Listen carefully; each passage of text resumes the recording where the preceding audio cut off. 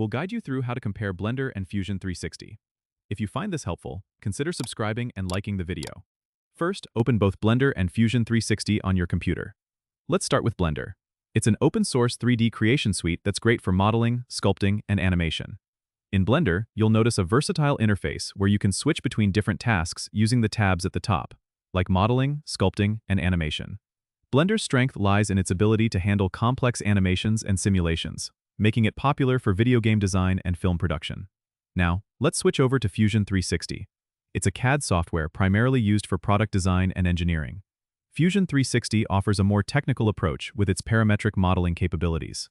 You'll see a more structured interface, often used for creating precise mechanical parts and assemblies. Its cloud-based collaboration features are especially useful for teams working on detailed engineering projects. To compare, consider your project needs.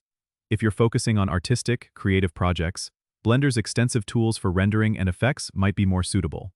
For engineering-focused tasks requiring precision, Fusion 360's detailed CAD features will be more beneficial. Remember, Blender is free, which is a big advantage if budget is a concern. Fusion 360, however, offers a free version for students, educators, and hobbyists, with more comprehensive features available through paid subscriptions.